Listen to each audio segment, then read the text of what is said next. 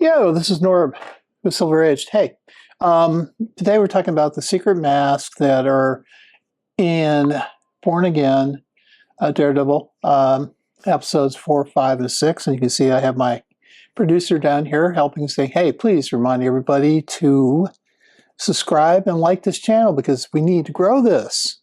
I need to get better treats. So anyway, the secret mask or psychological masking or masking, looking at AI on Google, the behavior concealing or suppressing one's natural behaviors, emotions, or traits to fit in to meet the societal expectations, often unconsciously. And then additionally, people may mask their true feelings or emotions to avoid conflict or appear normal in social interactions. We see this all the way through episodes 4, 5, and 6. There are numerous examples of social masking, how they go into the review. I'm going to review episodes 4, 5, and 6 kind of quickly as well. So we feel there are numerous of those. We counted up to over 20 some. I'm curious, I want to get your comments as to how many you have seen. I mean, some of them are kind of blatantly obvious, like Daredevil's mask, Kingpin, doing whatever he's doing to become mayor. I think that's kind of obvious. So the first episode, episode 4, it's more about fighting the system, the police force, not getting everything done, internal political struggles, that kind of thing. Matt in this episode struggling with his persona of Daredevil. He doesn't want to go back to his destructive ways, his violence. He wants to hold that back. Fisk, obviously, is Kingpin. I do think he wants to do something to help the city of New York get better. However, I think that, that's one of his masks. But he's also masking his jealousy of Vanessa's romance that had occurred when he disappeared for a while. He's strongly in love with her still. He struggles, though, to maintain the mayoral mask as we see through this. We do have Vanessa. We do see her. You can see her uncomfortable aspects when she's dealing with Kingpin because she was running the Empire. I think she still wants to run the Empire as a false mask. She's hiding that. And then, of course, in this episode, right at the beginning, right at the end, we see a quick photo of Muse that is going to be a villain, that it's going to be a pretty nasty villain. So episode 4 basically is just about the struggles of Daredevil. Matt trying not to become Daredevil again. He wants to hide from that persona. But he's also hiding from the guilt associated with Foggy's death. Karen leaving, doesn't know how to handle that. And then, of course, we do have Kingpin, Fisk, who is also lying to his wife about not having anything to do with his ex-lover, who he has actually caged, as we find out in this episode, and is kind of torturing him, kind of, psychologically. Then we see Frank Castle, the Punisher, make just a casual appearance, and he just basically tells Matt, hey, you're hiding from yourself. You're holding back the guilt. Good episode. A lot better than episode 3. Not bad. Episode 5. This is one that I think they could have just recapped in 5-10 minutes. Kind of a placeholder episode. Just once again dealing a little bit with Matt and his blindness. We do see the masking of the red mask for him. We also do get Yusuf Khan, the dad of Miss Marvel.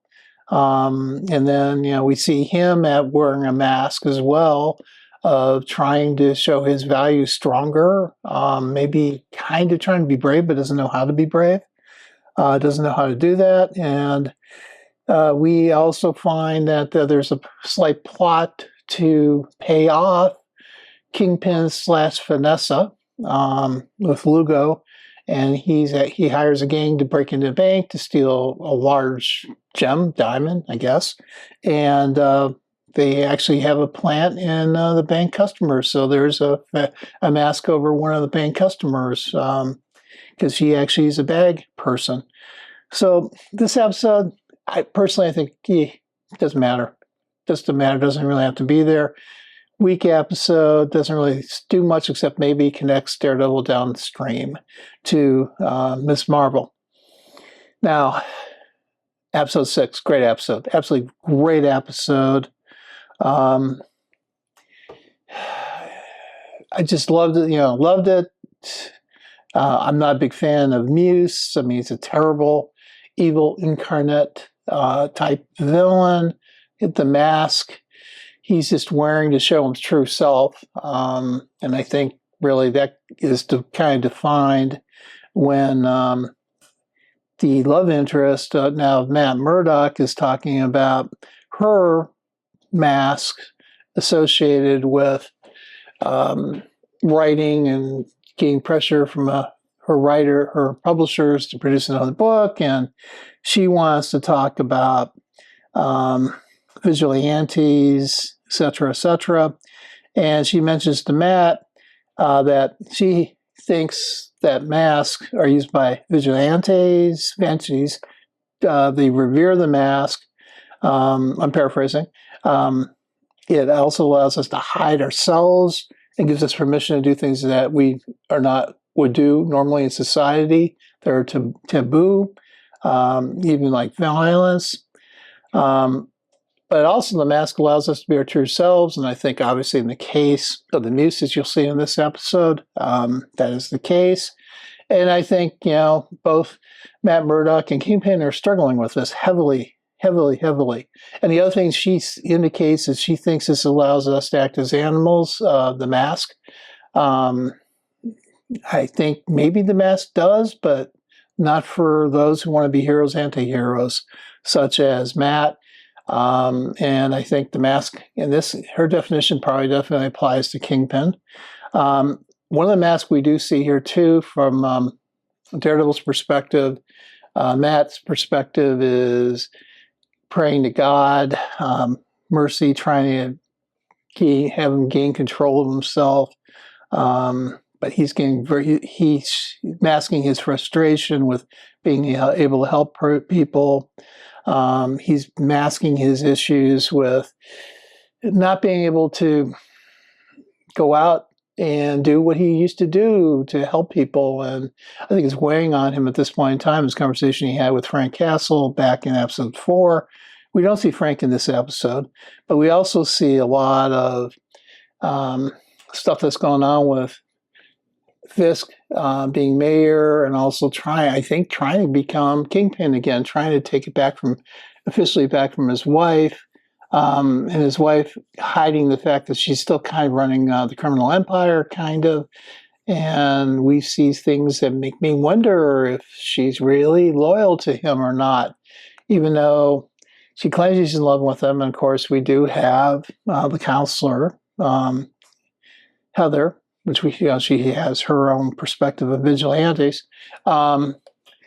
She's trying to help these two find themselves or divorce or whatever. And then, of course, we see this evil incarnate Muse going about his things and painting murals. And we find out that he's been painting murals with human blood, with his victim's blood, covering it over with his own art. So he's taking the blood from something he views as a precious resource, but he's putting his own twist on it by putting that on. So there's a mask there that comes into effect. This episode resonates really strongly and well, I think. This is the second strongest episode in this whole series, and to the first episode. Basically, but we have tons of masks in here. Kingpin hiding himself, Kingpin hiding the fact that he's got Adam, he's got torturing Adams. And then, the classic thing toward the end of this is there's fight scenes when Matt is saving Angela, who gets captured by Muse and is getting her blood drained out of her.